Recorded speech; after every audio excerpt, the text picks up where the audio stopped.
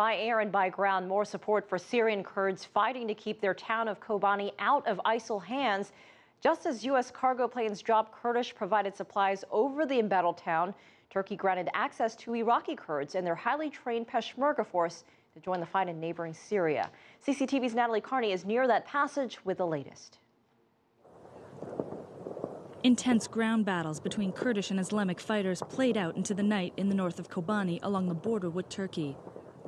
On Sunday, the United States airdropped Kurd-supplied weapons, ammunition and medical supplies to the Kurdish fighters defending Kobane, despite Turkey's opposition.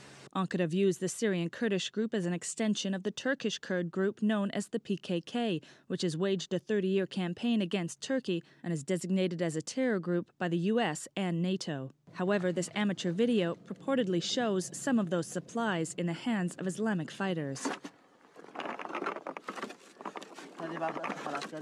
Meanwhile, Turkey has agreed to allow Kurdish fighters from Iraq, known as Peshmerga militia, to cross its border into Syria, in a move that has appeased the international community and the Kurds, who had been angry at Ankara's perceived inaction. Of course we are happy since they are our neighbors. We are very happy for Turkey's support. It's very nice that the Turkish government will allow Peshmerga forces into Kobane.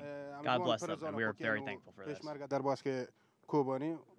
Yet for some people, this reinforcement comes too late.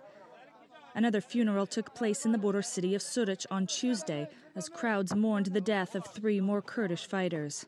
The Syrian teenagers were buried in Turkey because the cemetery in Kobane is currently in Islamic-controlled territory. They should open the border for the people of Kobane to go and fight there, not the Peshmerga.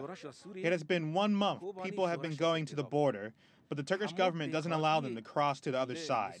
Until now, they haven't opened the gate. Turkey has closed its border to Kurdish fighters from the country, fearing the creation of a Kurdish fighting force along its southern border. But many young men and women are finding ways to cross back and forth illegally. Funerals like this are becoming more and more common as the death toll continues to rise in Kobane. However, Kurds are hoping that Turkey's latest move in allowing Peshmerga forces through its border into Syria will be what turns the tide in their favor. Natalie Carney for CCTV in Suruç on the Turkey-Syria border. Possible relief in the Ebola epidemic. 2 potential vaccines could be available by the end of the year.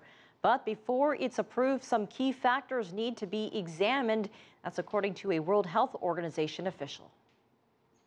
Safety is not the only issue. The very critical issue is the dose level.